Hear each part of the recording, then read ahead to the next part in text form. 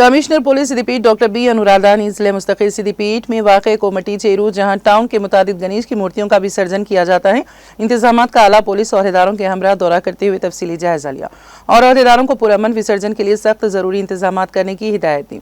बिलखुसूस गणेश जुलूस के दौरान दीगर अबनाए वतन के जज्बात और एहसासात पासदारी करने और जज्बात को मजरू करने के इक़दामात के तदारुक के लिए गहरी नज़र रखने की हिदायत दी।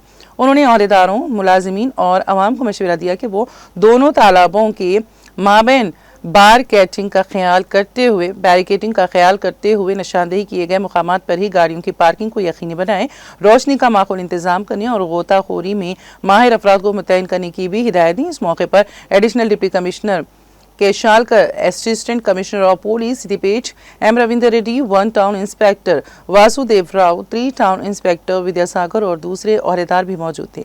Commissioner of police doctor B Anuradha ने बताया है कि कमिश्नरेट के हुदूद में 3008 गणेश की मूर्तियों की जियो टैगिंग की गई है। विसर्जन जुलूस के रास्ते की क़ब्ल अज़ वक्त निशानदेही की गई। इस ज़िम्न में पुलिस अहदेदारों की जानिब से जिले भर में मौसर सख्त हिफाजती इंतजाम किए गए हैं।